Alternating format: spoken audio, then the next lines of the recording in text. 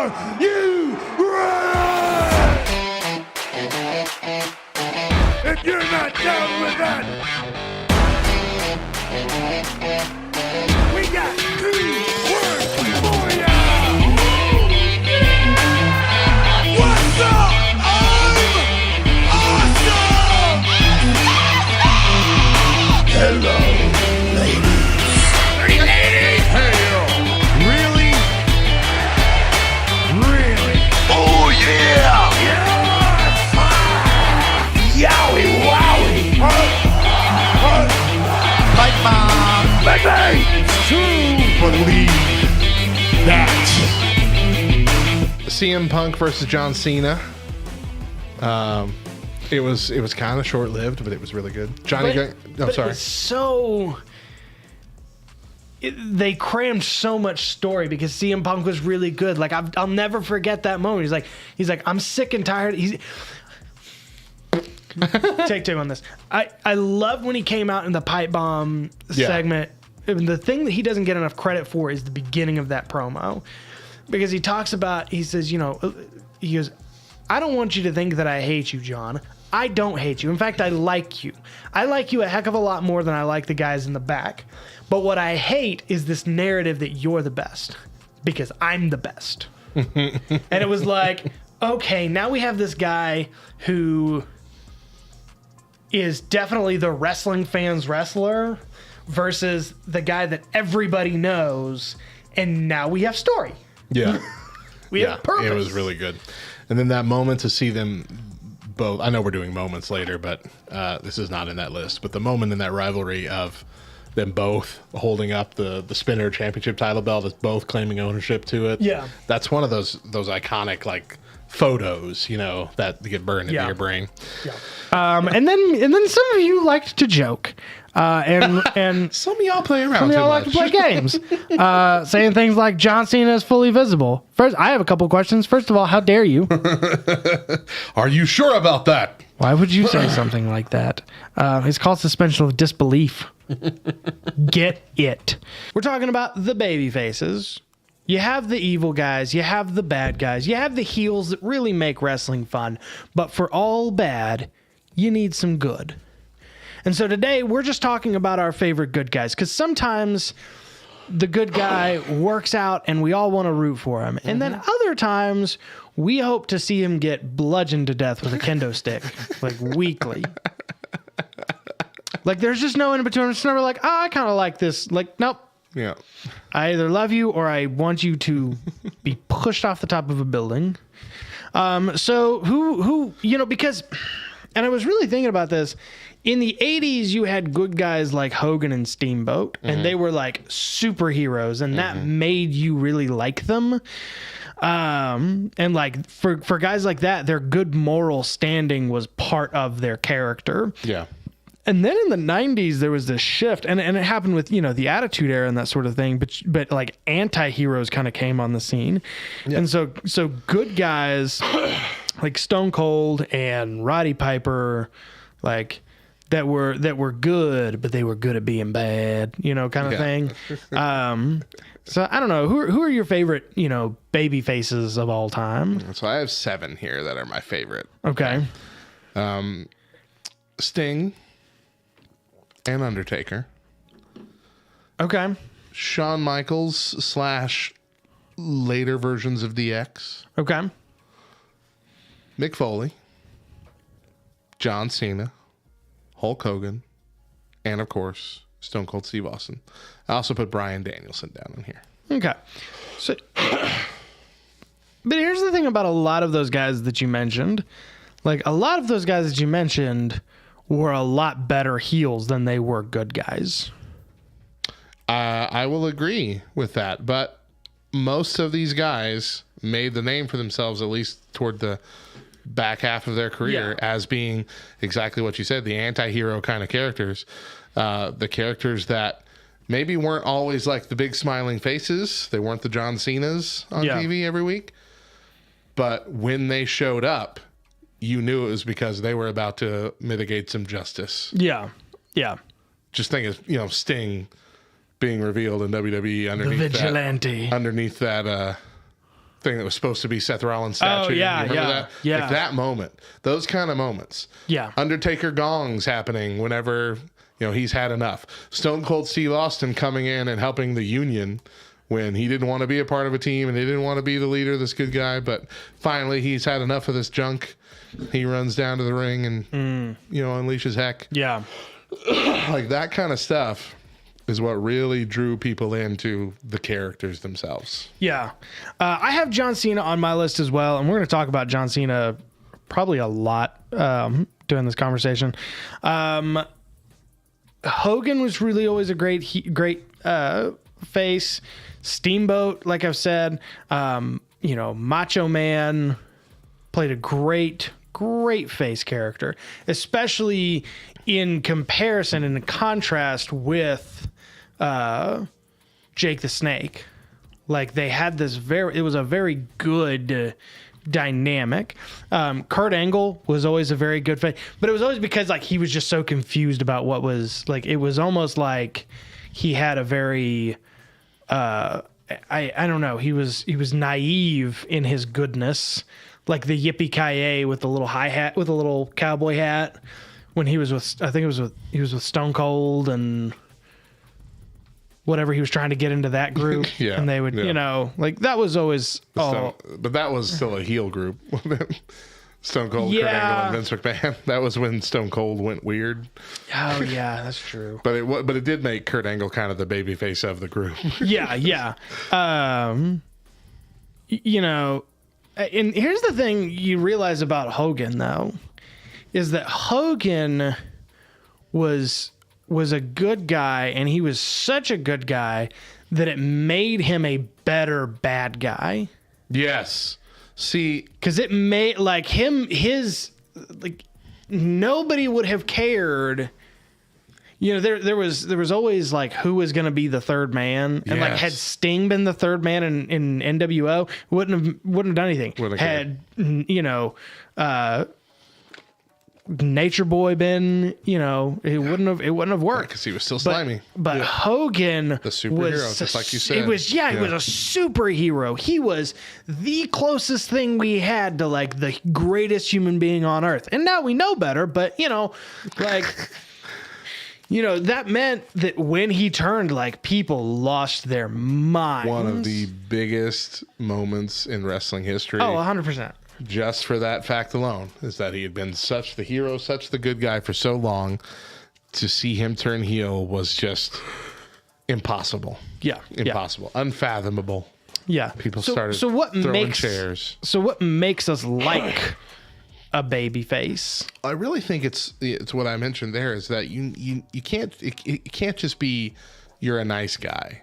Like what really makes a baby face last is being that kind of reluctant hero. Mm-hmm.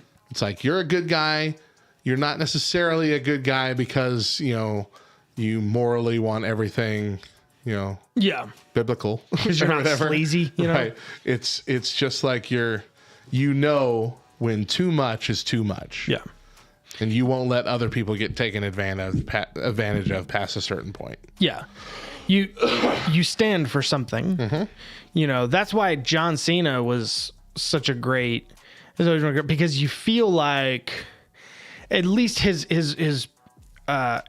purpose has always been like, I want to do what's best for the WWE universe. Right.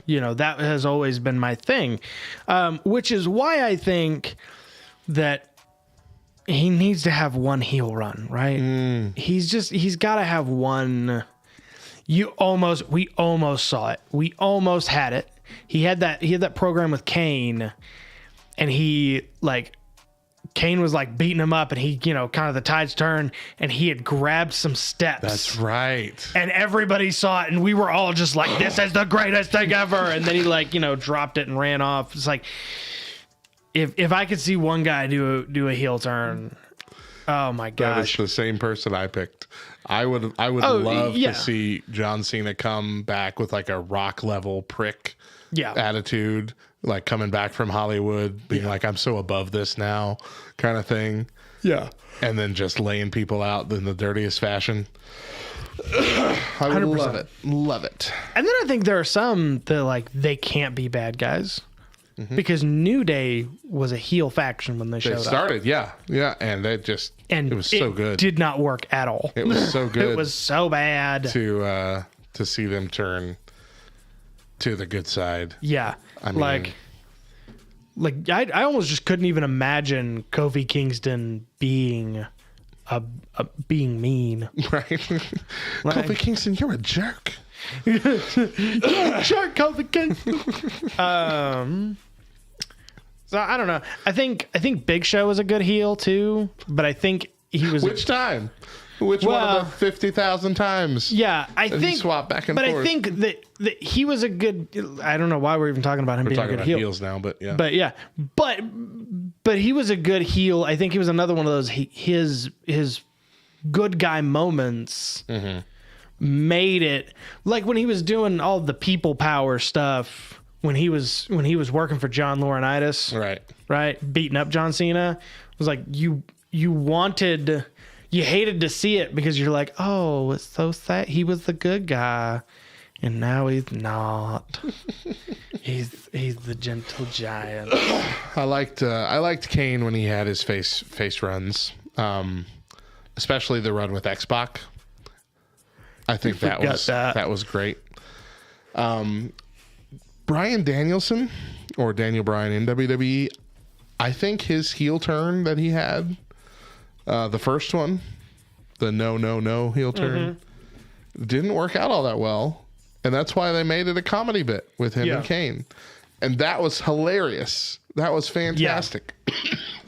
Yeah. Now, his run as like the environmental savior heel thing, I think that was better. He was hard to watch as that heel. That was better than the original one, but it still wasn't great. He's much more suited for the face, man of the people, underdog kind of guy. You know, I guess because without that heel run, we would have never gotten the Eric Rowan fake tarantula. And I think that's worth not having to see. Like it's worth having erased from your memories, you know? I mean, I'm not here to, throw art away, but that was not great. Then we got like Mick Foley, man. Now Mick Foley had a couple runs as a heel, like shortly. Like at the beginning, he was kind of a heel. And he came as Cactus Jack at one point, and he was kind of a heelish. But I think him as a person is just too likable, too lovable. Yeah. There's no way anybody could see him as a heel after he broke out of his initial shell. Entirely too wholesome. I'm still thinking about that promo, that fantastic promo with all three of it's Mankind and Dude Love having a conversation. They're all sitting down talking to each other. Talking about how Cactus Jack is the only one that can face Triple H, and Triple H is losing it in the ring. And how we had to believe that Cactus Jack, the same guy, was somehow so much worse than Dude Love or Mankind, that Triple H would be afraid. Like, no, I didn't sign up to face him. I signed up to face Dude Love. Yeah. But like it was his whole shtick, man. Commissioner Mick Foley for a while. That was fun. I've never gotten tired of Mankind. He's never let you get tired. Like he always just kind of backs off when it's a little too much. He's got a good eye for that. Yeah. Yeah. Do you think like how weird would it be to see Rey Mysterio not be a face? Oh yeah. Like I'm just thinking like I don't think I'd believe it. I just couldn't do it. He just and I know it's probably because like kids love him because like he can look him in the eye, but like they love Rey Mysterio, right? A mouthful of drink. I really didn't want to spit everywhere. Oh my gosh. We ready? Yeah. All right. And welcome. Got him. You're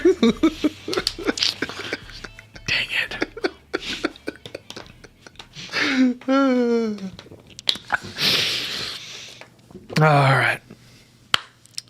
And welcome back to the Two Words Podcast, where today we are talking about future superstars, or at least they were future superstars. Now, they're the greatest of all time, I think.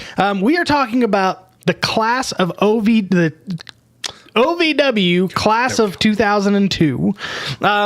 This class of developmental talent featured superstars like Brock Lesnar, Batista, John Cena, Randy Orton, Shelton Benjamin, and Charlie Haas. And I feel like Charlie Haas should have been the first one that I mentioned. Hold on. Yeah. It didn't Charlie Haas. Charlie Haas. Oh, but you forgot one.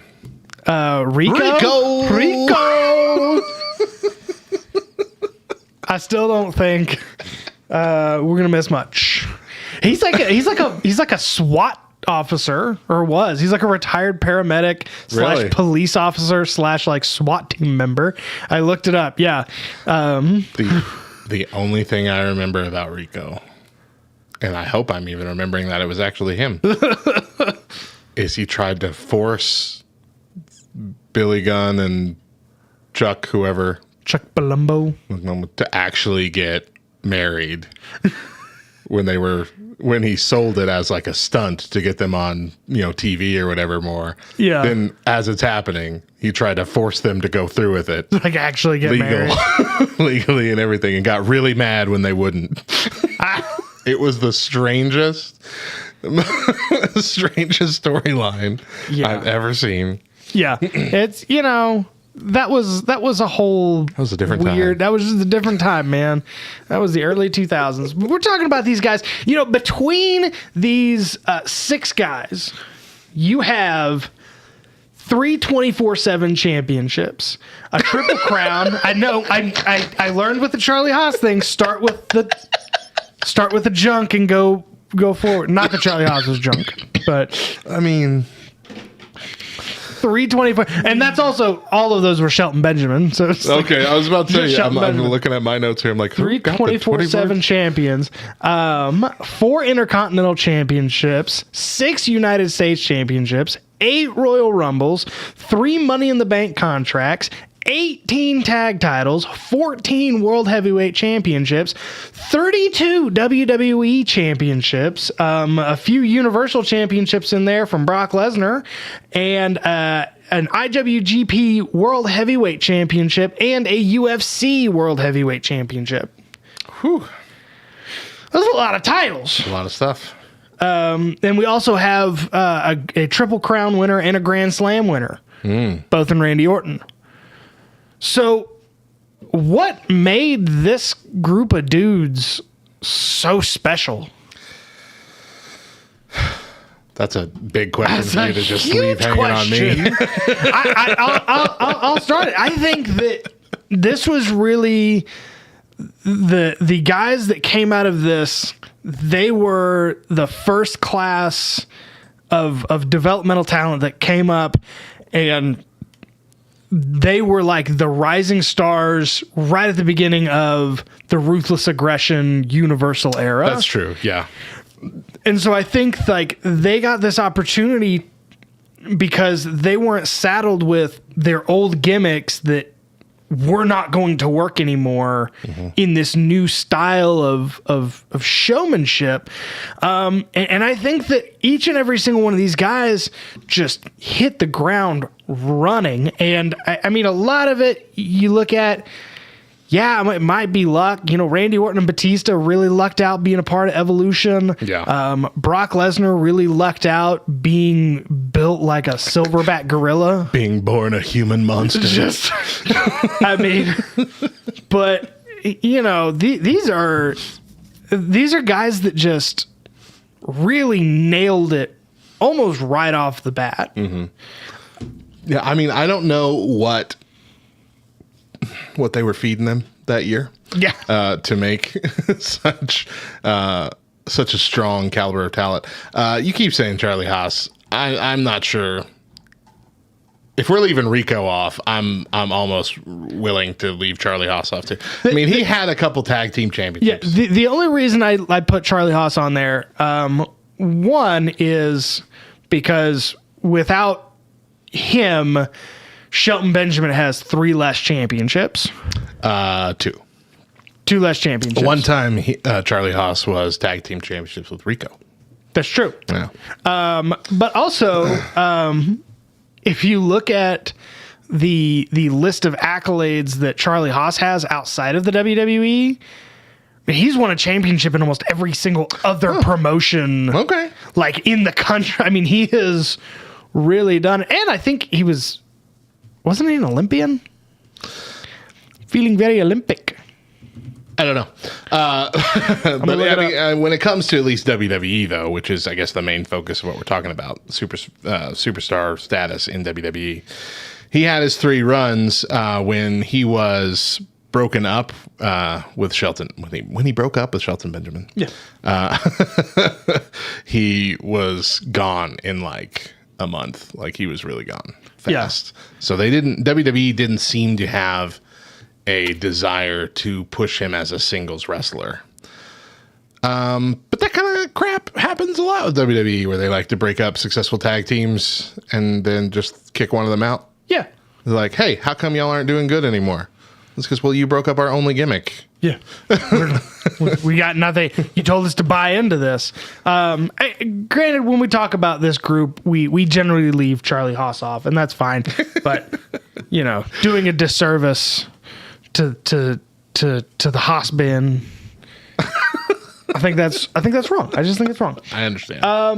But I'll go with you. So of these guys, who do you think was the most successful? I mean, there's a strong case to be made for 4 out of 6 of these. I mean, Shelton Benjamin, fantastic, but again, like you said, without Charlie Haas there, he's had just a handful of championships. I mean, he was Intercontinental Champion 3 times. I understand that, but who remembers that? Like, who thinks about that? He was supposed to be like the next big thing too. Yeah. I mean, he was supposed to be like the guy, and even in OVW, they put him with Brock Lesnar because they needed somebody to teach Brock Lesnar how to wrestle. Right, and they were like, I don't know, bro. His skill far outweighs how well he was utilized. Yeah, his accolade, at least toward the end. Yeah, yeah. I mean, no one wants to see 3-time 24/7 champion on their accolades. It's fair. Once is a gimmick. 3 times is you got relegated to the B team here. Yeah, that's too much. It's too many times. Is sad. But I mean, Batista, Randy Orton, man. Brock Lesnar, just because he's an attraction, he's a sideshow attraction. Yeah, I mean, he's the strong man. He's a circus freak. But John Cena, I think, has to take that crown just by the numbers and by the sheer fact that he is a celebrity status. Yeah, he's wrestler. He's not just like a wrestling celebrity anymore. Mm-hmm. He is like an actual, like everybody knows who John Cena was. And he was like that before he was making a whole bunch of movies. Mm-hmm, mm-hmm. Like everybody knew who John Cena was. Which isn't the case for Batista, though I will say, I think Batista has better acting credits. Oh, Batista. And is a much better actor. Yeah, I think Batista's a better actor. But more people know him as him than they do him as a wrestler. And that's true. They know him as an actor. And I think that's very true. I would agree, probably John Cena, because John Cena and Brock Lesnar, they're really the 2 guys that like everybody knew while they were wrestling. Yeah. A lot of people, I mean, everybody knew who Batista was to a point. People know who Randy Orton is. But John Cena was like, John Cena might have saved wrestling. Yeah. I mean, that's really at that point. Yeah, at that point where WWE was so just resting on their laurels of we own everything, we beat everybody, we can do what we want. I feel like that was a infusion of lifeblood that WWE needed at the time.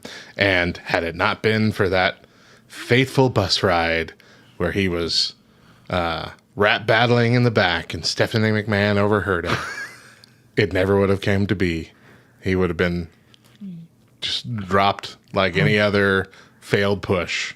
I was freestyling on the back of a bus, and my boss came over and was like, "You should do that more." Like, how do you remember all those lines? And like, you don't remember them. You just come up with them on the spot. Come up with them. Well, can you rap about this can of tuna fish? Yeah. Yeah. And he did. I can. And now he's a 15-time world champion. It's really the American dream, people. That's what I'm saying. Side note, we missed it in our Hey Yo segment, but there was all the talk about Stephanie McMahon and Triple H getting a divorce, right. And apparently Kevin Nash texted Triple H and was like, "Hey, is like everything going to be okay?" Triple H is like, "Yeah, I just wish somebody had told me before I came to this JV football game to watch my daughter cheerlead." That would have been nice if somebody had told me it was happening. So it's not happening, They're folks. not getting divorced. It's not. They're not getting divorced. Don't worry about it. True love still exists. I mean, how can a marriage go wrong when you start off by marrying your drunk fiance at a Las Vegas drive-through chapel? Yep. That was such a fantastic storyline. Again, this is how love happens, interrupting folks. the Stephanie and Test wedding, so Triple H can say, "We're already married," and then she does fall for him. She's just like, yeah. She's just like, okay. Does it come up in Does it come up in arguments? I can't trust you, Hunter. You know how we got married. You always do these things and you never ask me. Love it. Love it. Do you think stupid wrestling storylines? Do you think that Batista and Randy Orton become as big as they were without Evolution? I do not think so. No. Both of them are fantastic athletes, fantastic wrestlers, decent on the mic. Not necessarily with Batista lately. The last time he was there, give me what I want. You know what I want. Give me what I want. Forgot my line. But I'm an actor. I forgot my line. But without the bump that being on a team with Triple H and Ric Flair gave them, yeah, I don't think they become massive stars. They became automatic massive heels because they were tied to two of the biggest heels in the game at the time. Yeah, and so that was a kind of an artificial bump, but it worked. Yeah, because you remember before Batista was like the heavy of Evolution, he was like Deacon Dave or something with D'Lo Brown. It was still Deacon Batista, I'm pretty sure. Was that? Yeah. Deacon Batista with D'Lo Brown with Devon Dudley. Yeah, I was about to say not that doesn't sound right. With Devon Brown, Devon Dudley. Gosh, we got too many D something. D/names. If your name starts with a D, done. Done with it. That's hilarious. Who made the best movie? Because they've all been because the big four that we're talking about, they've been in movies. Except for Brock Lesnar. Has Brock Lesnar been in a movie? Randy Orton's been in a movie? Yeah, he was in like the second 12 rounds. Or maybe it was the first one. He was in a movie where I don't think I've seen this. It was in a WWE movie, but it was awful. Oh, okay. It wasn't great. A movie, okay. John Cena was in The Marine. What? Triple H was in The Chaperone, and that was a national treasure. That sucked so much. It was awful. Triple H was in the movie with the middle daughter of the Modern Family. Is that who that was? Yeah. Ah, man. Ariel Winter, is that her name? Something like that, yeah. Gosh. Actually, you know what? I didn't hate it. I mean, it was... It was weird to see Triple H in a... in the role where you have to play opposite a child. That's always so awkward for someone who's known for being like the big tough guy all the time. So that's the whole point of the movie. Yeah. And I think it was fine. So between John Cena and Batista, we'll call it John Cena and Batista. There we go. Who's made the best movie? Batista, hands down. What was it? But what the exact movie is, I don't know. It's Guardians 3. Everything's better. Guardians 3 is really good. Guardians 3 is better than anything John Cena's been in. I will give you that, yes. Did you see him in the M. Night Shyamalan movie? Yes. Was it Knock at the Cabin? Is that what it's called? Or am I confusing that with another cabin-related movie? It's like Knock at the Door, Knock at the Cabin. Something like that. I liked it. Oh. And I think he did a great job. Oh, my gosh. My gosh, he did a good job. The weirdest part of that movie, like, because I knew Batista was in the movie, which is part of the reason why I watched it. It's the only reason I watched it. But then at one point, like, they all kind of show up, and I'm spoiling, I guess, something, but they all kind of come up out of the... Spoiler alert from a movie that came out almost a year ago. Knock at the Cabin Woods. Knock at the Cabin in the Woods. Well, at some point in the movie, you're staring at one of the characters going, is that Dean Ron Cain? Weasley? Oh. Is that the kid that played Ron Weasley? And he's racist? Yeah, very much. This is weird. He does not want to be here. He's not. He doesn't look like he's having a good time. Is that Dean Cain? Dean Cain? Is that Rupert Grint? Yeah, Knock at the Cabin was good too. I think the best movie that John Cena's been in was The Suicide Squad. And I can't name another like really good movie that he was in. I've never seen him in the Fast and Furious movies. I haven't seen his either. Yeah. I stopped at the first one with The Rock in it. Not that it was bad. I mean, it was bad. They're all bad. Well, but not that it was any worse than any of the other ones. I just haven't gotten into any of the new stuff. Yeah. He's been in Vacation Friends or something like that. I didn't watch that. I did not watch it either. He was in the Daddy's Home. I think he was briefly in Daddy's Home 1, but he was more featured in Daddy's Home 2. Who all's in that again?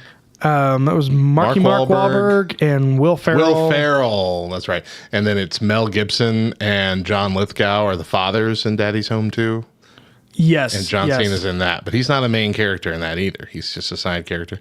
Oh, yeah, he voiced Rocksteady in the new Teenage Mutant Ninja Turtle movie. That's right. Which means that two different wrestlers have played Rocksteady. Sheamus. Right? Yep. Sheamus, yeah. Yep. I need to watch that too. My new TNT movie. It's pretty cute. I mean, John Cena is fantastic in Peacemaker. Not a movie, series. Yeah. I mean, he was in a movie, like you said, The Suicide Squad, but the Peacemaker series was really good. He did a fantastic job leading that up. But he also has a great ensemble cast with that too. So, yeah, I think hands down it's Batista. John Cena is a draw for sure.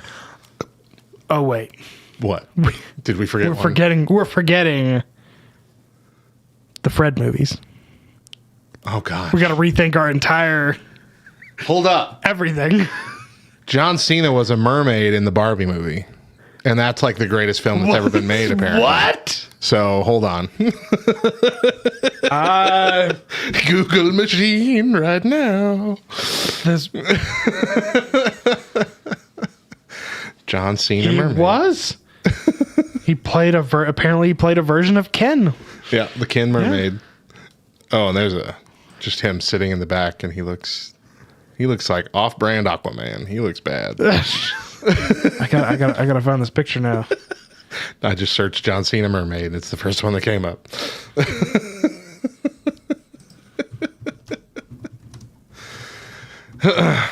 That movie was nice. What? So you haven't seen Barbie yet? No. Yeah, you got to see Barbie, man. It's good. It's flipping hilarious movie. It's really good. Deidre and I watched it the other week. That's interesting.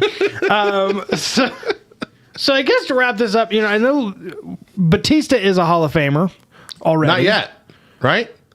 They keep trying to make him one, but they haven't gone through it, did they? I thought they did. I don't think they ever... Did he join the Hall of Fame? No. Batista reveals he was supposed to be inducted in the 2023 Hall of Fame. He was already supposed to be inducted in the 2022 Hall of Fame, or no, 2020 Hall of Fame, but that didn't work out. Yeah, so he still has not been Actually inducted? actually inducted. It's weird. Yeah, he was supposed to be in the 2021. So it was the 2020-2021. It was that year that they had them combined because they didn't do one in 2020. So he was supposed to be inducted in the 2021 Hall of Fame, but it did not happen because he was doing a movie. Wasn't able to do it last year, or I'm sorry, this year, this last WrestleMania. Yeah. I think for the same reason. He was... Making movies. There was a good reason. He was in South Africa at the time, and he couldn't get out of it. Yeah. And since, He was committed to a film. Since WrestleMania was in Dallas. Right. It's a little bit of a trek. A little bit of a difficult time. So Yeah. So Batista's not a Hall of Famer. Are all of these guys future Hall of Famers? no. Are all of these guys, except for Charlie Haas and Rico, future Hall of Famers? Probably.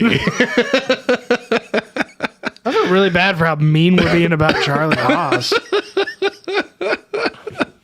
He's still somebody, you know? He is somebody, but he ain't still ever going to be in the Hall of still a Fame. person. Just be honest. He ain't going to be in the WWE Hall of Fame anyway. Yeah, I think every single one of these guys, they might all get inducted at the same time at this point. I mean, it's quite possible. I don't think Batista's ever wrestling again, so I think it's time. Do it now. Yeah. Randy Orton's still got a long way to go. Brock Lesnar has a long way to go. Well, I say long way. He has a way to go. I don't think he'll do much more though. I think he's still performing though, pretty much at the top of his game. Sure. I think he's performing better now than he ever has. But I'm not sure there's a need for him to be champion anymore. Yeah. I think they've come full circle with his feud with Roman Reigns to the point where Roman Reigns has defeated him twice now. Like, there's no point in bringing Roman back other than they just don't have another idea to fill time. Who knows? But I don't think he's winning the championship again. At least not anytime soon. Not for a little If bit. it is, it'll be a gimmick that he'll have for a couple months at the most. John Cena, I feel First ballot. Yeah, I feel like he's pretty much wrapping things up. He's not going to have another full run anymore. The only reason we're getting this little run right now is because of the strike. And now that's he's over. got nothing else to do. He's got so much more to gain in Hollywood than he does here. But at some point, he's got to break Ric Flair's record, right? No, I don't think he ever is going to. He's just going to keep it tied. I think that was kind of the deal. Is like I thought that was the thing that he kind of decided. He's not tied. He's one under. Ric Flair was 16, wasn't he? Oh, he was 16. And John's only a 15. Is he? Okay. I think he didn't want to break the record. I'm pretty sure Ric Flair's a 16.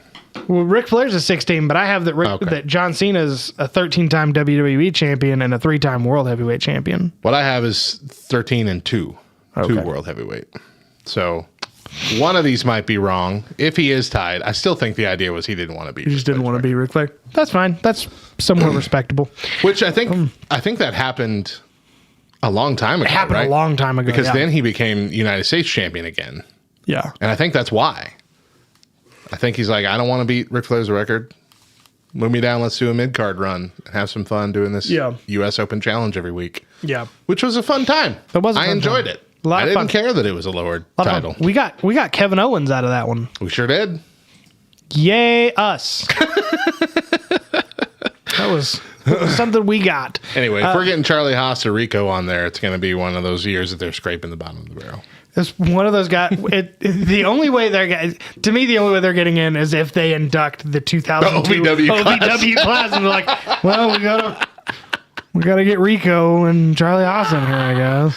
Hey, yeah, that would be fun. That's just how that's happening. But they'll each get 1 minute to talk on the mic, and then John Cena will get 30. And they're going to be inducted by Jim Crockett.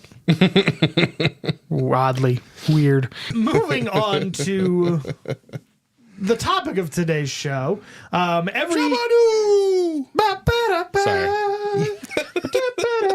We need like little kazoos or something. Every season we end kind of spotlighting a wrestler, and it seems as though we've done a lot of, I don't want to say old guys, but old guys. Whereas we did like we've done a lot of Attitude Era. Yeah. And even before that, we did Macho Man first, right? I think we did Macho Man. I think we were going to do Hogan, and then we didn't do Hogan. We made a very calculated decision not to do Hogan. But then we did Vince McMahon, which we should have made. And now you can't even find that episode. Yeah. Hey, did you take it off? Oh, he took it down pretty much as soon as all that stuff started coming out. It had been out for, I think, maybe a month. Yeah. And we're like, no. We're a little too nice. We'll probably... Oh, yeah, we did decide to We'll probably put it back on in a few years when everyone forgets about it. Yeah. But I kind of thought with John Cena on his kind of last run, as like he keeps the farewell calling it, run, which has he actually started? I think it's going to start at Royal Rumble, and even though this was very confusing at the beginning when he first came out and announced it. Yeah. But he's like, this will be my last Royal Rumble, last WrestleMania. And everyone kind of thought that meant, okay, he's having a retirement match at WrestleMania. Yeah. But then he later said, no, he'll be doing it this whole year. So he's going to be involved all of 2025, I guess, off and on. But yeah, I don't think it started just yet. Yeah. And so we just thought like visiting John Cena, because John Cena is kind of a perplexing character. John Felix Anthony Cena. That's a name. I don't like knowing that. Moved out to California in 1998 to pursue a career in bodybuilding. But in 1999, the New England native decided to pursue a career in professional wrestling, debuting in Ultimate Pro Wrestling the same year. In 2000, Cena signed with the then WWF-owned Ohio Valley Wrestling, then a developmental territory where he was wrestling as a semi-robotic character known as the Prototype, alongside future Hall of Famers Randy Orton, Brock Lesnar, Shelton Benjamin, and Batista. Cena would get a call-up in 2002, answering an open challenge from Kurt Angle in a now infamous moment, often referred to as ruthless aggression. Over the next 22 years, John Cena would become one of the most well-known professional wrestlers of all time, having legendary matches with the likes of The Undertaker, WWE, Randy Orton, and The Rock, as well as launching a film career in a match. So the question is, what do you think has made John Cena arguably one of the greatest professional wrestlers of all time? So there's a lot. I think it's interesting that we think of him as the PG era champion because he got started as like he started launching in popularity as the rapper. Yeah. Who was constantly making wiener jokes and junk throughout it. It is some very vulgar stuff. But anyway, he does have kind of unparalleled work ethic. Yeah. With the brand. At least he did for the longest time. He's been very dedicated to WWE in a way I think maybe not seen since The Undertaker. Like, Undertaker has been the workhorse. I feel like John Cena earns that title as well. Yeah. For most of his career. He's got a insane ability to connect with fans. He feels really authentic and even relatable in the PG era. His matches were very consistently amazing. I can't think of bad John Cena matches. At least not that it's John Cena's fault. Yeah. You know? Not important ones. Right. I mean, I'm sure they're out there. There's got to be an amount of matches he's had, but like, he's not a character that you associate with having a bad match. Yeah. Mike Skills, one of the best of that generation for sure. Yeah. He used those Mike Skills to really elevate the rivalries that he had. And I guess what I was talking about at the beginning is that he's just very adaptable. He can adapt to. He showcased how he adapted the changing industry from the ruthless aggression era to the PG era, and he did it seamlessly. To the point where nobody noticed it happening in the moment. But then when you go back and make references to the ruthless aggression rapper John, you're like, oh, I can't believe that was the same character. But nobody noticed in the moment. It was so fluid. He did it so well. There's just few wrestlers that have been so consistently good and well-rounded as John Cena. Yeah, I think when you look back over it, John Cena is one of the last guys or one of the newer generation of guys, first guys in this new generation, who, like, you can tell understood what it took to get people. And it wasn't high-flying, and it wasn't a crazy personality. It was putting on good matches. It was telling stories that people cared about. He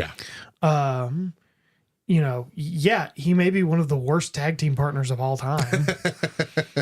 Because he's like a 16-time champion, but they're like a cumulative 30 days spent as tag team champion. He could really tell stories, and he could really make you care about those stories. But he also was really good at getting out of the way. Like, everybody remembers CM Punk's pipe bomb promo. Most people don't remember that John Cena was just lying there in the middle of the ring. Cut that out. Most people don't remember that. And most people don't remember, like he had these great matches with Shawn Michaels at WrestleMania. And, he's so, and you talk about adaptable, and he's so, he figured out what he needed to become, and he became that thing. When being the Chain Gang Cena wasn't going to work for this new era of wrestling, he changed. He became more PG. He became more, hustle, loyalty, and respect. And those aren't bad things for kids to want to become. But he never departed from who he originally was. He's still this dude wrestling in jorts and Pumas. And, he talks about when, good night. He talks about when there was rumblings that they were gonna do a heel turn. And you could even see it. He had a thing with Kane there for a little bit, and everybody was like, oh, this is gonna become something for that. And he said, I heard rumblings, somebody said one sentence. He goes, and in 48 hours, I had new ring gear, I had a new song, and I had a new plan for everything. And he's like, and that would have involved me not signing stuff for people, and it would have involved me being a completely different person. He goes, and I would have also stopped doing Make-A-Wish stuff, because heels don't do that. Right. John Cena does a lot of Make-A-Wishes. More than anybody. More than anybody ever has. He goes, but the heel didn't care about kids. And so I think that but at the same time, nobody doesn't know who John Cena is. Right. Not just in wrestling, but in all of entertainment. And that sort of thing was reserved for guys like Hulk Hogan, The Rock, and Stone Cold. I don't think even as much Stone Cold compared to the other two and to John Cena. Yeah. Stone Cold is well known. He gets references every now and then, but they're still kind of niche references. Yeah. I think it was The Good Place. The Good Place, the Kristen Dunst. Bell's character was too many Kristen was infatuated with Stone Cold Steve Austin, saying, "I've only been in love with two people, Stone Cold Steve Austin and a guy at the store that I thought was Stone Cold Steve Austin." I've only told two people I love them. That's what it was. But like, even that, there's going to be a lot of people who watch it like, I have no idea who Stone Cold Steve Austin is. If she turned that to The Rock, everyone would know what you're talking about. I feel like John Cena would be the same. Exactly. I think everybody knows John Cena, and it's not because of his movies or anything like that, because most of the acting he does is not bad. Great. The Rock gets a lot of hate for his acting, but he's also still very entertaining even when he's bad in a movie. He's done some good movies. John Cena, he's had a couple good roles in otherwise very terrible and forgettable movies, and so that kind of cancels him out. He's great in Peacemaker, but he's kind of a wrestler in Peacemaker. But and that's the thing about, like, and I don't think we've talked about this before on the show, but like The Rock and John Cena, when you watch them in movies, they're wrestlers. Like, they're whatever these characters are. They can do all the acting just fine, but they're wrestlers. Yeah. Like, we're watching John Cena, the wrestler, as, you know, the Marine, or what was this, whatever the one about working at a fire station was. I don't know. I didn't watch all. We're watching John Cena, the wrestler, in Bumblebee. We're watching The Rock, the wrestler, in Game Plan or Jungle Cruise or whatever else. Whereas Johnson, I forgot. Yeah, The Rock did Jungle Cruise. That was a bad movie. It wasn't awesome. No, it wasn't awesome. Jumanji, though, like, it was a good movie. I liked it, but it's still like, oh, it's The Rock as a wrestler.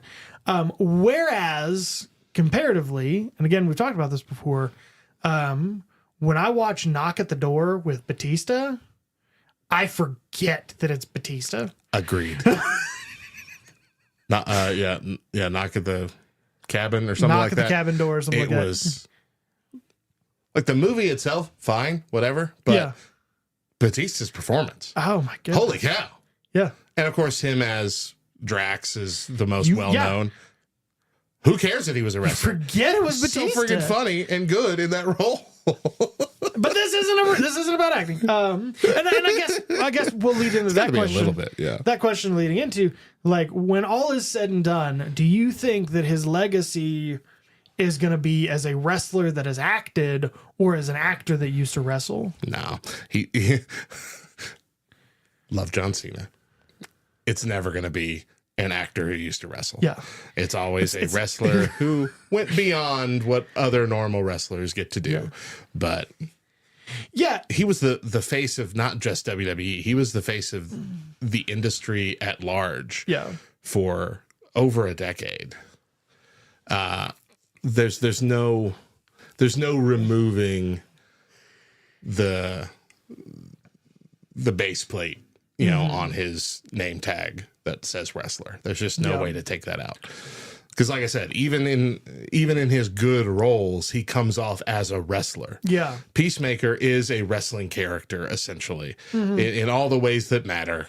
He could walk out into a ring wearing that gear with that attitude and fit right in. Yeah. He's great in those kind of roles. Yeah.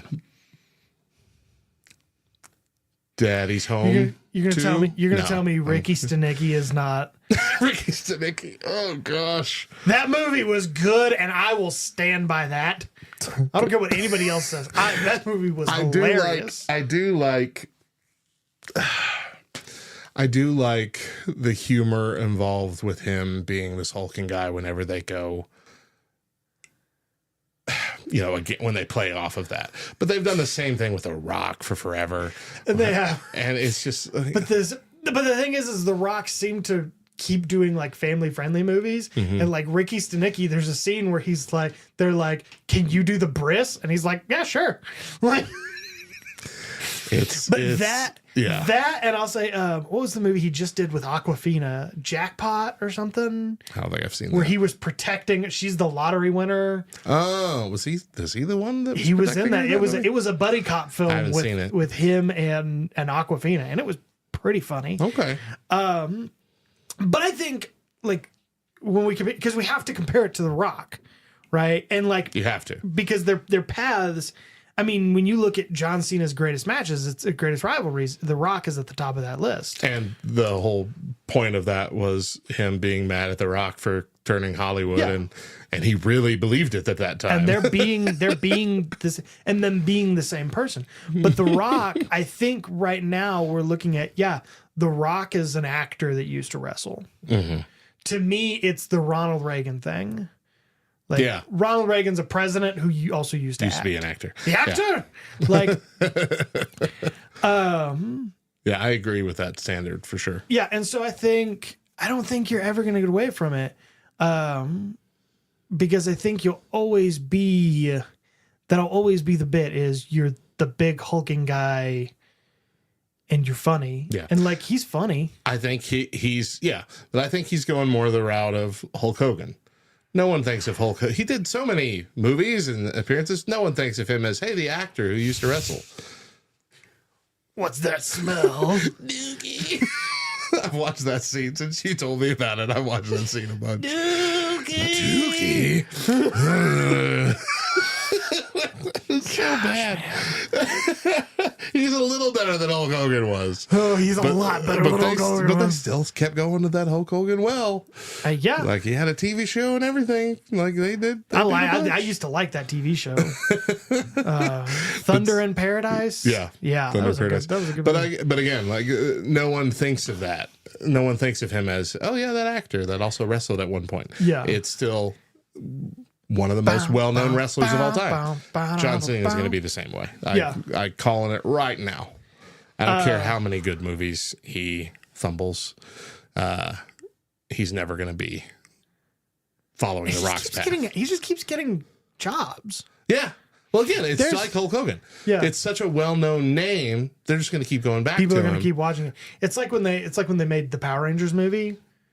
I remember saying when that movie came out, I was like, I don't care how bad this movie is. I will watch the second one.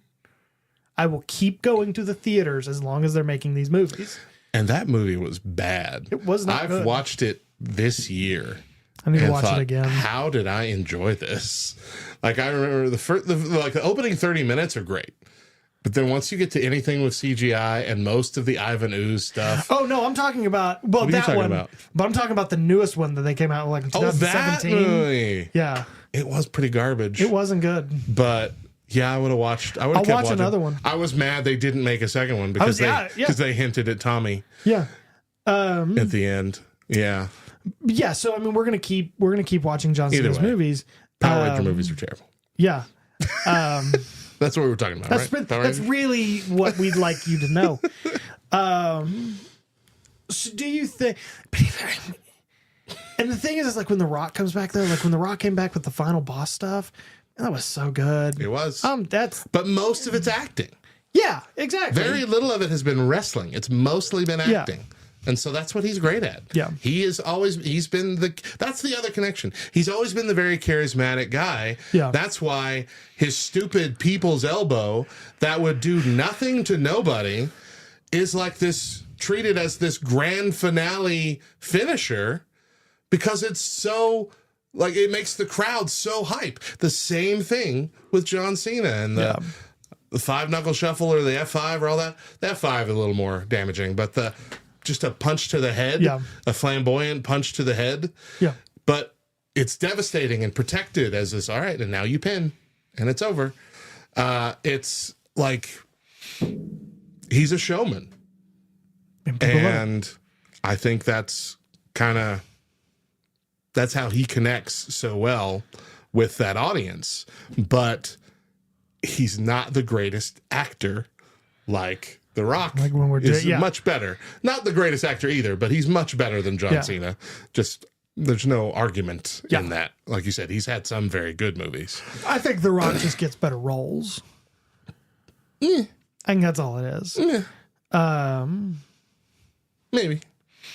And I was like, I don't know what is The Rock. Is The Rock coming out with a movie this year? He just came out. There's one right now. Red One. The Christmas one with Chris Evans. Have you heard him talking about that movie? No. First of all, they've been making that movie for like 9 years now. Well, it's nothing compared to Black Adam.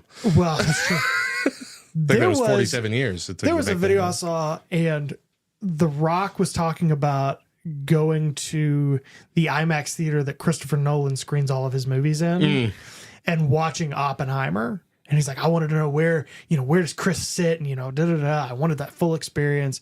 And I remember watching Oppenheimer in this movie theater and this great spectacle. And I remember thinking, wow, Red One's going to look so good here. And I'm like, are you deaf? You are tone deaf, dude. You cannot compare Oppenheimer to a Christmas action comedy with evil snowmen. Oh, man.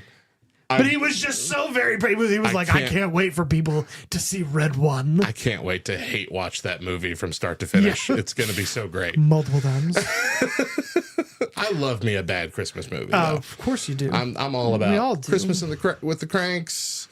Deck the halls, Jingle All the Way. Bring them every time, every year. Yeah, no, they're the best. They're the best.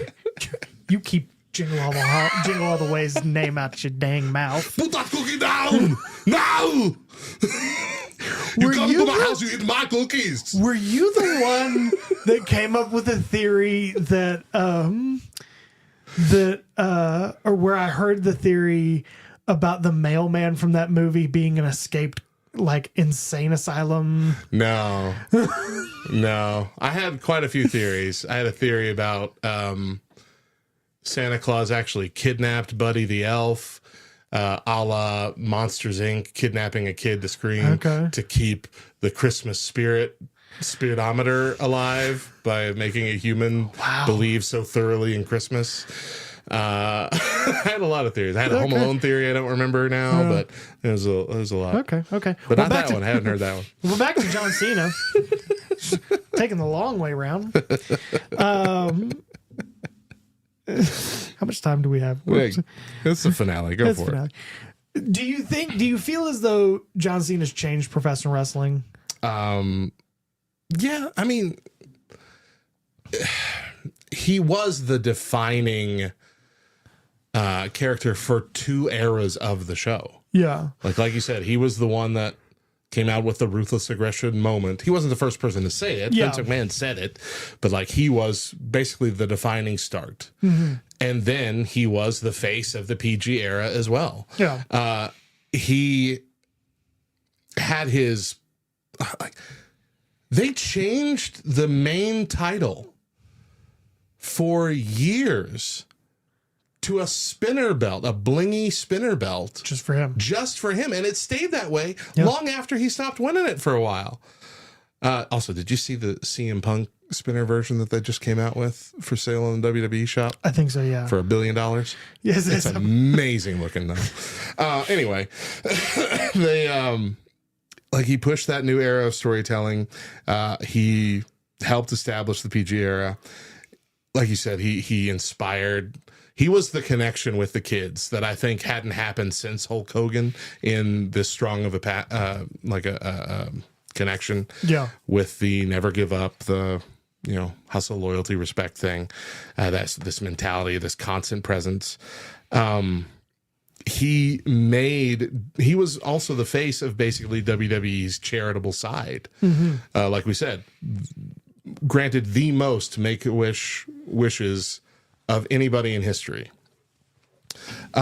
He created a crossover appeal for wrestling into the mainstream.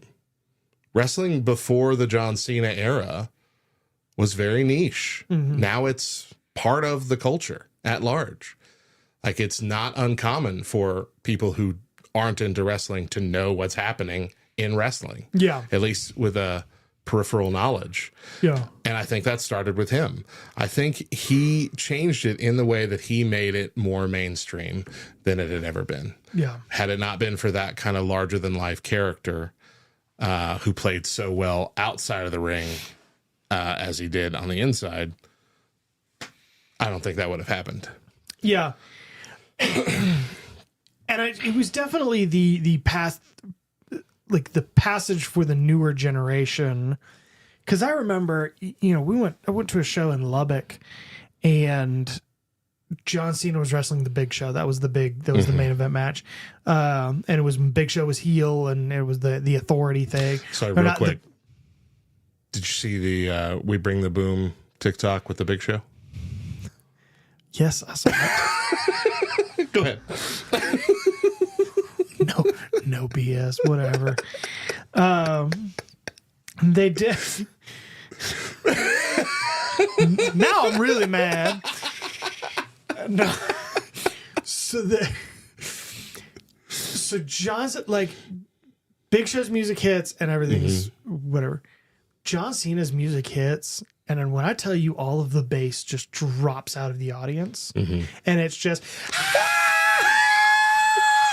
and just little kids, man, and they're just man, like everybody loves that guy, and he was really one of the most important guys to getting that like concept of I don't care if they're cheering me or they're booing me. I just need him to do something. Hulk Hogan didn't get that. He wanted everybody to cheer him. I think Triple H also got that idea. Like, we just need people to do something. Yeah, reaction. To react some sort of way. It's the goal.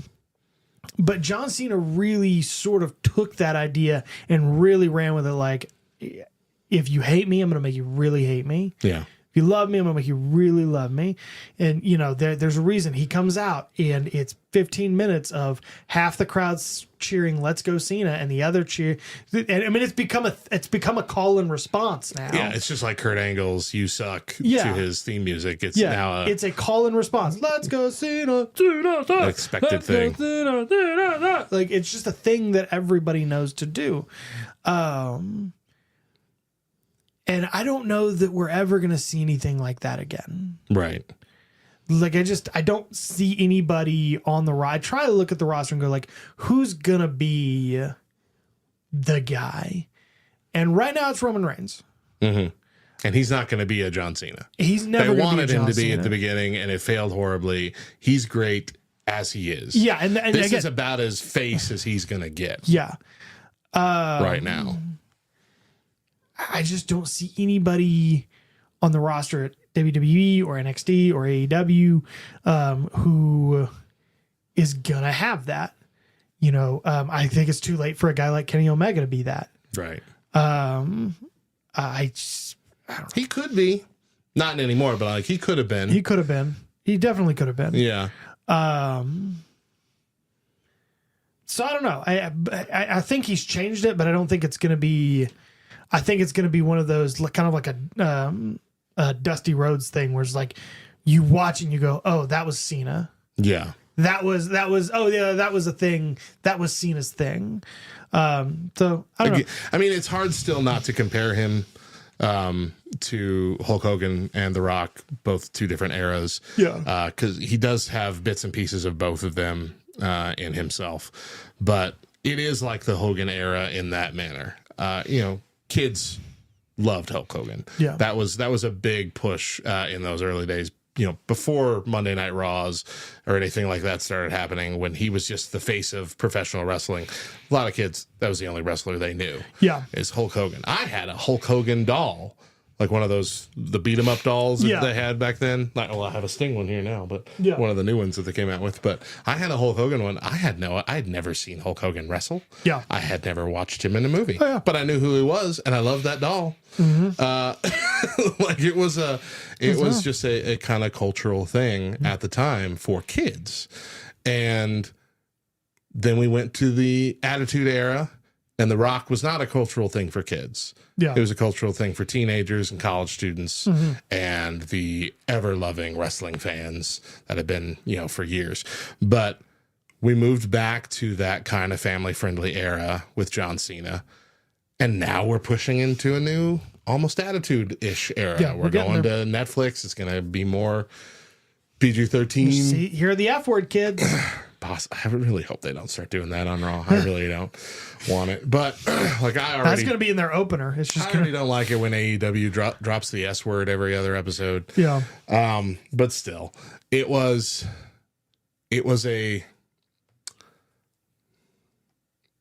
like a break, I guess, in the trajectory, because like WWE had to change for the Attitude Era. Yeah. That's how they got the momentum back and won the Monday Night Wars. They had to do that.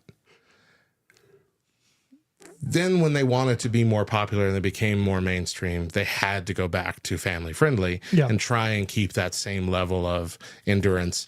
And they mostly failed. The only thing that really succeeded consistently was John Cena. Mm-hmm. Everything else, this was the era where we're just like, what are they doing? Yeah. Like, I like the idea that I can sit down and watch this with my kids, but what are they doing? Yeah. Storylines are awful. Matches make no sense. There's a lot, there's little bits of good in that, but now we're getting to the point where like, okay, now we can do what we need to do as a wrestling company. We have a whole new leadership in charge. We've got a whole new direction. We're already killing AEW, which everyone thought was going to be the potential new WWE killer when it first came out. Even us, because WWE sucked at the time. Very much so. And like, if there was ever a time another company was going to take out WWE, it was then. And it didn't happen. And now we're like, oh, this could be the new golden era. And you're right. I don't think we ever come back to an era where we have a Hogan or a John Cena. Because basically WWE just lucked out with John Cena. John Cena was good enough in that role to carry them through their worst season. Yeah. And I mean, maybe just the biggest part of it is now you've got enough talent to like spread all that out. And I think you did back then too, but it was a lot more organization in all of the storytelling. Yeah. Back then too. But yeah, no, I think that you're never going to find somebody that's as polarizing, that's as well known, that everybody knows who John Cena is. And like just the moment, you have so many moments with John Cena. Even when he was on Total Bellas and he got mad at Nikki Bella for cooking him dinner. And people still love him. I couldn't watch any of the reality show stuff with John Cena after the one episode where it was like Daniel Bryan had recently moved into. They moved in. And they were like, he was giving them all the weird house rules and every Thursday night we dress up in tuxes and eat dinner. And if you don't do this, you are welcome to leave. Like he was just all this hardline nonsense. I'm like, crazy stuff. Man, I really hope you weren't like this before money. Yes. Because that's my only excuse right now for you to be this big of a jerk. You got money. You got money. So, last question. I'll just do the last two questions together. Okay. Who do you think will be John Cena's last opponent on his retirement run? And who do you think will induct him into the Hall of Fame? Because I have a theory it'll be the same person. Is your theory Randy Orton? The theory is Randy Orton. That's my theory as well. I don't see anybody else. Yeah. I think that they were the two that they put together to unify the World Heavyweight and WWE Championship. They had a lot of rivalry before that. They were both coming up together. Yeah. I mean, there's only a handful of guys. Maybe Brock Lesnar could be his last match. Yeah, except no, it won't be. Except you won't get Brock Lesnar back. It could have been. Let's put it that way. It could have been, but no. I wouldn't mind if it was Roman Reigns, because I do understand like the passing of the torch kind of thing, like we got with the Hogan and Rock and the Rock and Cena. Yeah. Like if we had this big build up. Yeah. But that's not going to happen in this year. No. And so if that happens, if he comes back and does this is my last match thing 2-3 years from now, it could be Roman Reigns. But if it's going to happen in this year, if he's going to have what he calls his last match in this year, I think Randy Orton's the perfect choice. Yeah. Maybe Batista if you could get him to come back. I'd be okay with that. But I also don't think he's not in wrestling shape. Right. Anymore. He's in great shape. Nor do I think he wants to be. I don't think he wants to be either. Triple H, maybe. I don't know.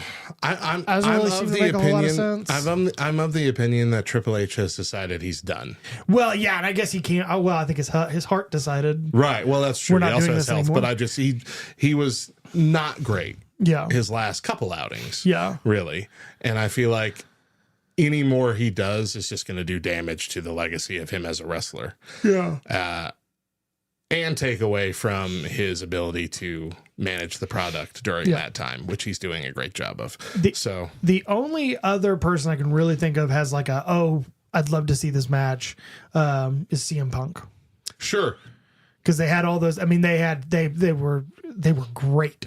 Mm-hmm. They were important. Their I think they were storyline together was important. really good too. But I think if there was, and I know you kind of say this about a lot of people, but I think if all of this had not happened with Vince McMahon, and if there was going to be one person that Vince McMahon inducts, I think it's John Cena. I would agree with that. Can't see that now. Yeah, but that's probably not going to happen. That's almost definitely not going to happen. It would have been almost certainly. But I need it to be somebody important. I don't need this to be a Kurt Angle getting retired by Baron Corbin business. That gives me that hurts. That gives me icky feelings. Yeah. No, I agree. I think match wise, I feel like Randy Orton is top tier. Roman Reigns would be an okay match. CM Punk would be good. Can't really think of anybody else. No. I want to think like a younger talent, Austin Theory, somebody, I don't know, but at this point it wouldn't feel like a big deal. No. We had the Austin Theory match with John Cena, right? Didn't we? And it wasn't great. Yep. It wasn't memorable. And so Randy Orton, I think, would be fantastic just because they're emblematic of that era. Yeah. But when it comes to inducting him in the Hall of Fame, Triple H would be a great choice. I would like to see all of the Make-A-Wish kids that are... I would love to see one last match between John Cena and 300 Make-A-Wish kids. He's just fighting them one by one, two by two. Any Make-A-Wish kids. That's the entire pay-per-view. Are still here, still with us. Yeah. It's hard to say this. I forgot that's why. That's why that exists. Forgot that's why that exists. I would like to see them be a part of that induction somehow, or just the Make-A-Wish people have to be involved somehow with that, because that's just as big of a part of his 100%. legacy as the wrestling was. But it's got to be a big name, and I'm willing to bet that happens in 2026.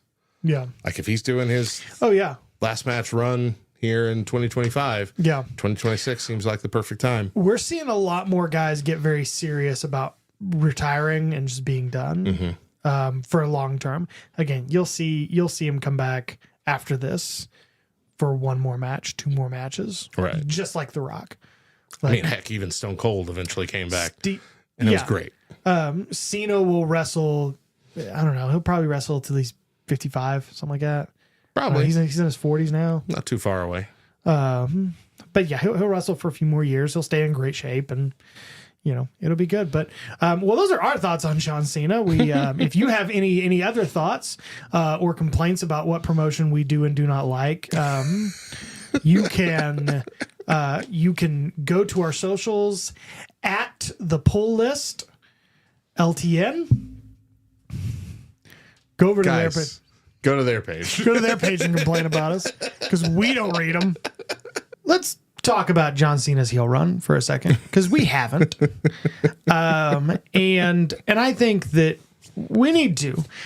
Because when John Cena first turned heel at Elimination Chamber, I made the statement, not a fan. Not a fan of the idea. I think it's too late in the career. I don't see this panning out very well. I'm not... And I was in the minority. Yeah. I had built up a fantastic storyline for this in my head that I thought this would be great. And they didn't do any of that. And you know, Radio Matt has the receipts.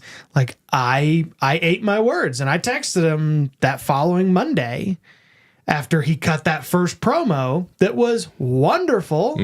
And I was like, okay, maybe I was wrong. I don't think I was, though. Nope. And the big question, and so like he never really did anything. He was just kind of a jerk to people. Yeah. And the whole like you don't get you don't get the lights, you don't get the t-shirts, you don't get like any of this sort of stuff.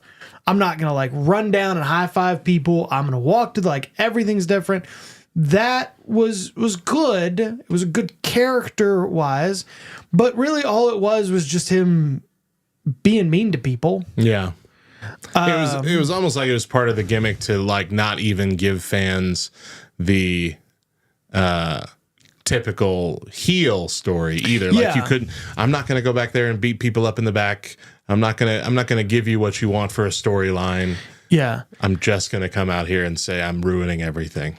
He tried to get R-Truth fired, and that would have been the best thing that could have happened if it actually happened. But R-Truth came back one time, and now I haven't seen him. He's been on. He went got in Brock Lesnar's face on John Cena's behalf last week. That's right. And then Monday. Just as soon as it happened, it ended. With no real reason. Yeah, he just kind of said, you know what? You're right, Cody Rhodes. You beat me up a little bit, and now I feel like, yeah, you were right about that. You're right, Cody Rhodes. I shouldn't be mean. They crap the story out in a terrible way. And my biggest question, though, and the whole thing is, where was The Rock? The whole thing, the linchpin of the heel turn was him selling out to The Rock. And The Rock did not show up one single time. I did it for The Rock. I did it for The Rock. I just don't understand. I don't get it. And so, like, because that was, everybody played that up and was like, oh, this is going to be some sort of new, like, NWO kind of thing. It's going to be some sort of corporate authority kind of thing. And John Cena is just kind of the cog in the wheel there. And we saw Travis Scott come out to very loud boos one time. But yeah, and it's just like, it was almost like they just abandoned the whole thing immediately. Cena was asked at a recent fan expo in Chicago if The Rock's lack of involvement hurt his heel run, and Cena basically just refused to answer. He said, what I'm hearing is, in a hypothetical universe, what different choices would you make? I will answer that with hindsight. It's a waste of time.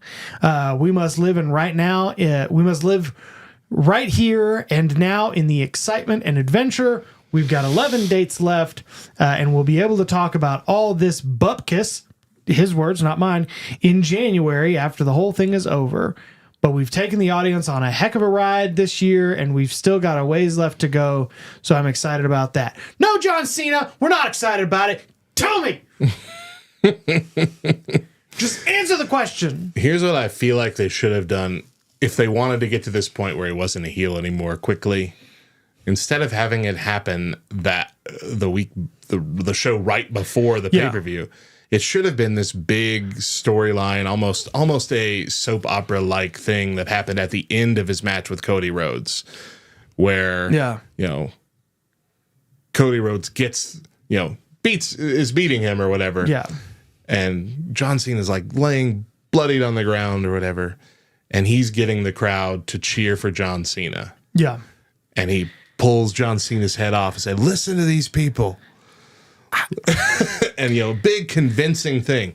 Not, hey, I'm going to throw you through a table and say, I want the real John Cena back. Yeah. And you'd be like, hey. You know what? You're right.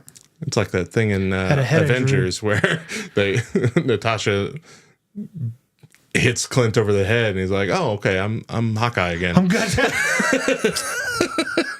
Cognitive recalibration. That's what they call it. You're not you when you're hungry. Yeah, and I'll tell you, I did get a little bit. For some weird reason, I did get like a little bit in the feelings when John Cena came out at that last pay per view. It was a good entrance, and the lights shot up and everything. Like it was. It definitely was a great entrance. But I agree with that. Like we dropped the ball. Yeah, and I think that if you don't admit that you fumbled, and I guess it's harder in this situation because when that normally happens in a storyline, we just don't see that person for a while. And they can't do that with John Cena this year. Yeah. Because this is his last year. He's got specific dates he's got to do. And so normally if it's an undercard person who's got a storyline going on for 2-3 weeks and it sucks, and you're like, okay, well, go away for 6 months and we'll bring you back to something different. Yeah. So I get how it had to be clunky. I feel like they could have handled the clunk a little better. But yeah, overall, really bummed that the heel turn thing just didn't work out. Like we had a list, which we're gonna, I think, have to revise about greatest heel turns of all time, and just for the implications alone about John Cena. I'm not sure he's on the list anymore. The turn itself was great, but for what it came afterwards, yeah, it goes much lower on the list now. I think we had it at number 2 on that list, and it's like, what was number 1? Seth Rollins? Of course it was Hulk Hogan. That's right. That's right. Nothing can beat that. Yeah, that's right. That changed wrestling forever. It did. That's true. That's true. In the world of trying to predict John Cena's retirement run, which we kind of tried to do a little bit, who's left for John Cena to wrestle? He's already done CM Punk. He's already done Randy Orton, which I think both of those happening in the middle of this run is a shame. Yeah. He's already had it with the current head guy. I don't think it's The Rock, because The Rock is a skinny rail right now. Yeah. He's doing the smashing machine. He just finished that, but have you seen a picture of him on the press tour for it? Yeah, he doesn't look great. He lost a lot of weight. It's for something else, I think. Yeah. I don't remember reading the article. I mean, I'm sure he's super healthy, but he does not look like The Rock. He's not wrestle ready. Yeah. Is what he's not gym ready. And so, I mean, would he bring back Kurt Angle one more time? Can't be Triple H. Can't be Triple H. Can't be The Undertaker. It can't be.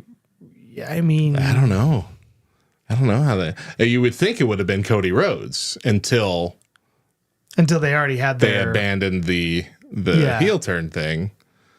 Like it would have been Cody Rhodes saving him from ruining wrestling at the last minute. Kind of thing. That's what I thought they were going to do. I thought he was holding this title. Well, no, I thought he was going to hold it till SummerSlam. Anyway, I Roman Reigns. But Roman, I don't even know what Roman is right now. I don't know if he's a heel or a face or what he is. Is it going to be a sport? Just a two faces going against each other kind of thing? I don't know. And so I don't think they know. Yeah.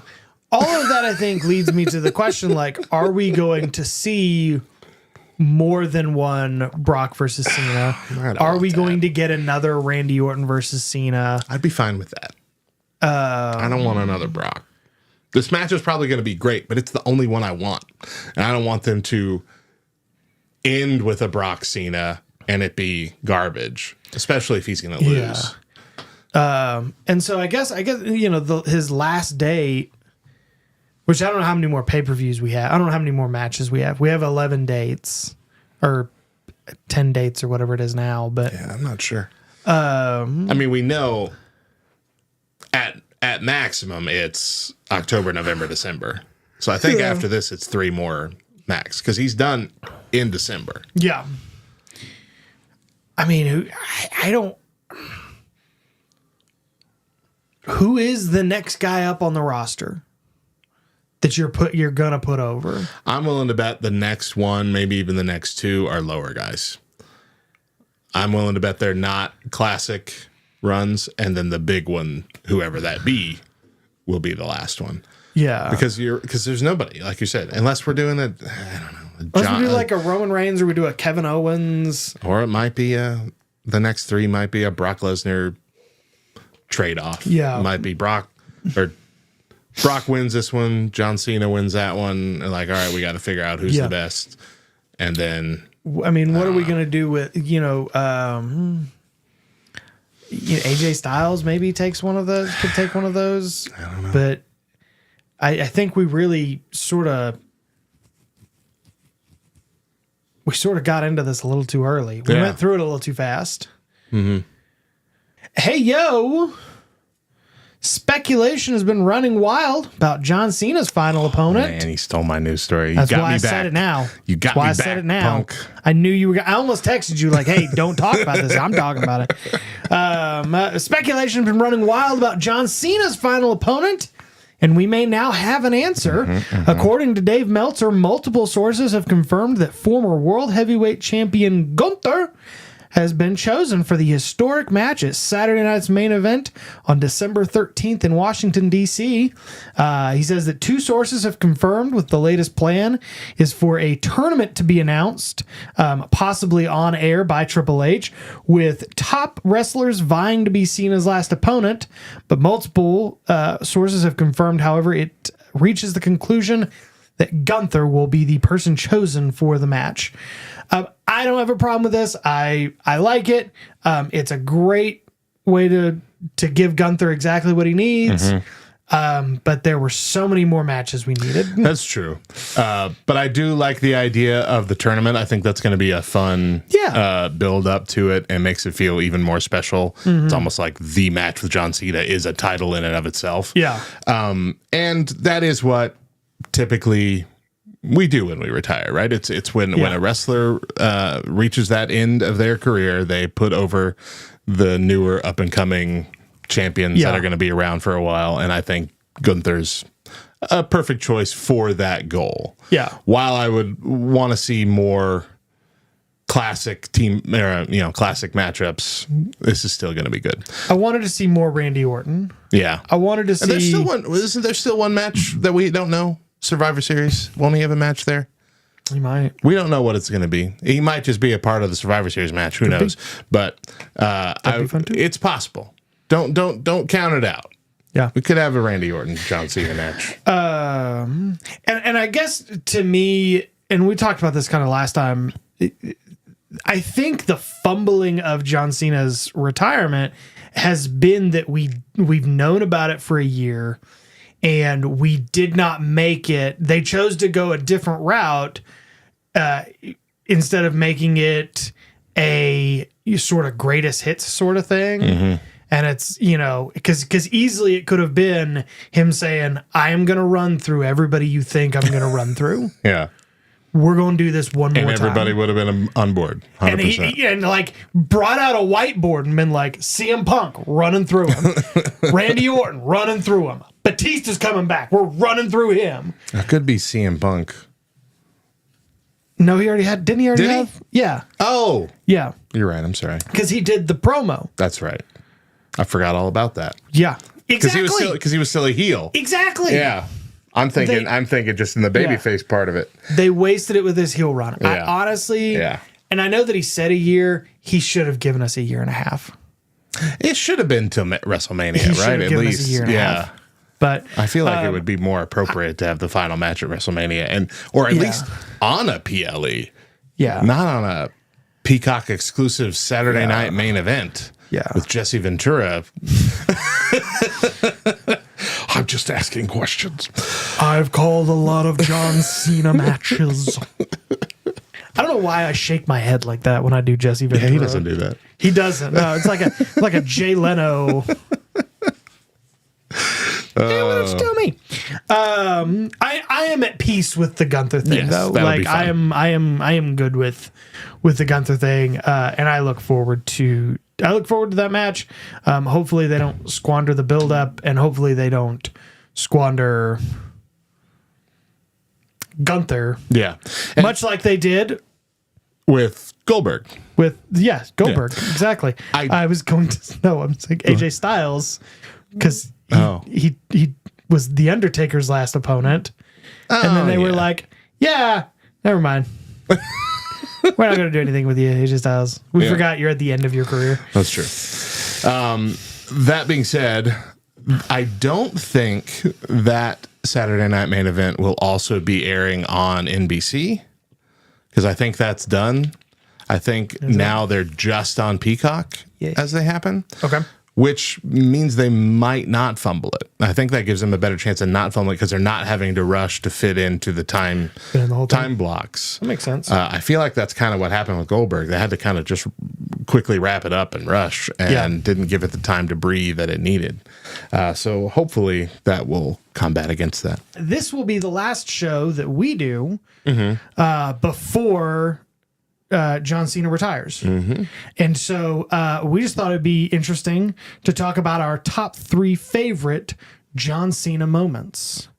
So do you want to kick us off? Sure. Radio Matt, with one of your favorite John Cena moments. All right, I got These are in no particular order for me. I don't know about they're in order for me, but that doesn't really matter because they're all very different. Yeah. And I'm already going to cheat right off the bat because my first one's kind of like a double. They're spiritually successors, but it's his promo face-offs versus The Rock and versus Roman Reigns. John Cena, one of the best promo men in the game, especially when it comes to improvising lines that cut you to the core. The first one was calling out The Rock for having to write his notes on his wrists, which John Cena caught in the moment. Which was on Raw, February 2012, I believe, which just, you could see the genuine anger in The Rock when that happened. It was not planned. Just to be called out like that in front of the entire live audience, brutal. And then telling Roman, when they were faced off, I think it was August of 2017, they were doing a promo together, where it was the one where John Cena said, I'm better at this part-time than you will ever be full-time.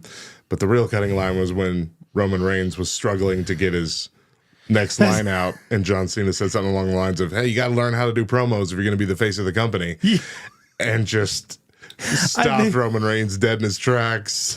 I think, isn't that the one where he was like, don't worry, take your time, we'll wait. Yeah. Like, come on. Yeah, he just That kept was a building great on promo. it. And again, both of those, unscripted, very painful to watch, drew massive pops from the audience, and really frustrated both of the opponents. So well, and it goes to show, like, everybody talks about how great of a person John Cena is, and I don't think that these take that away from him, but like at the same time, like, he cares about this a lot, and if you're going to fake it in front of people, John Cena will call you out for it. For me, first on my list is Brock Lesnar, or his versus Brock Lesnar at Extreme Rules 2012. okay, This was right after The Rock 2, I think. the once in a lifetime. There's this second in a lifetime. Yeah. This was after that, and then no, this was after the first once in a lifetime because he wasn't champion. But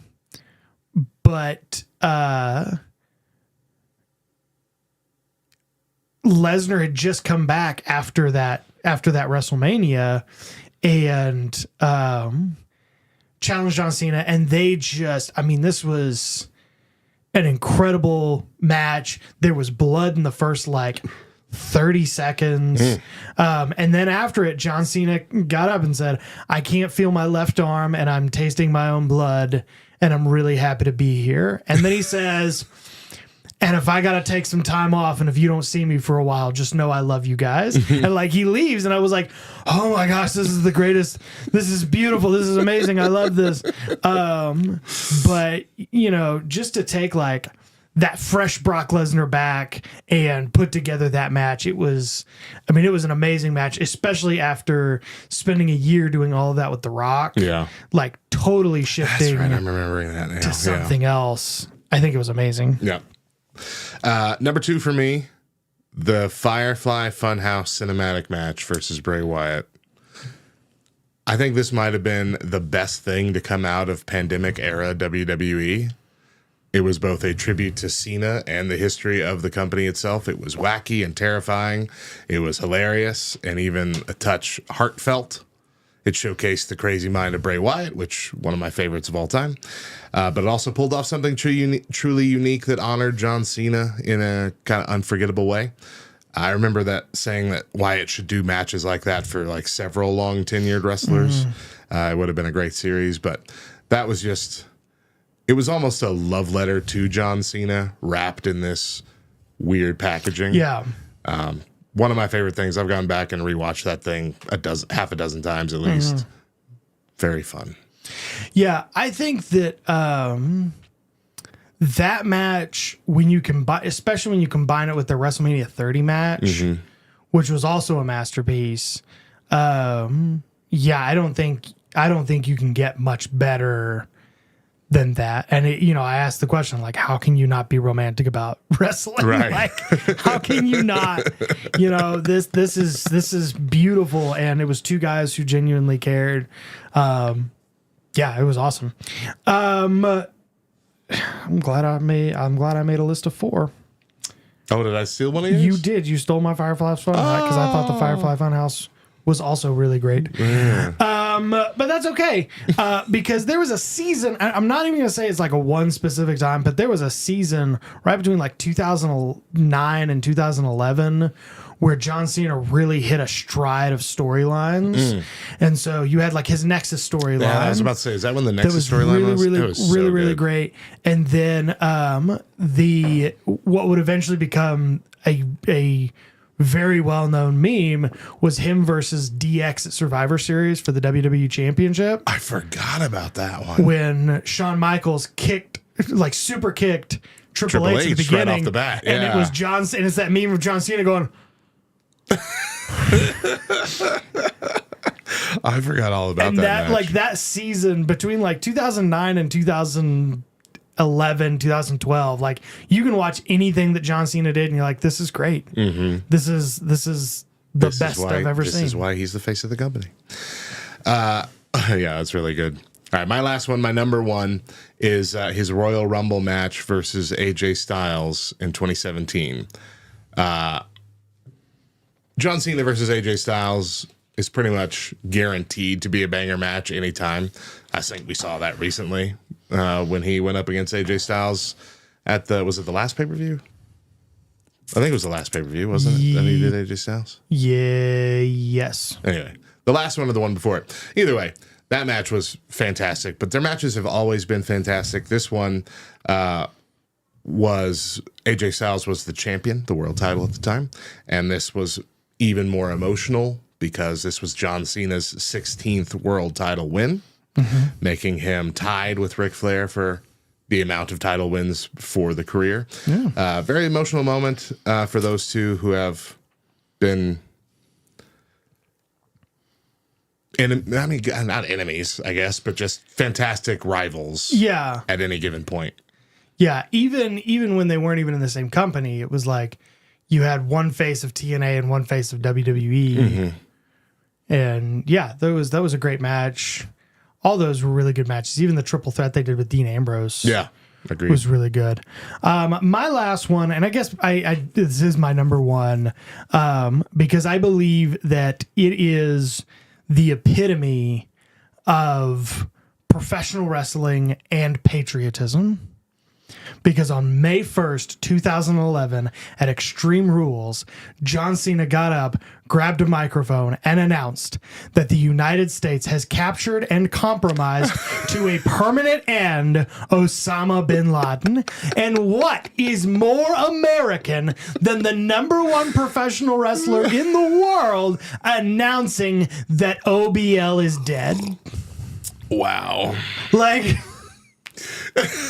It's the greatest moment in TV history. I do remember that happening now.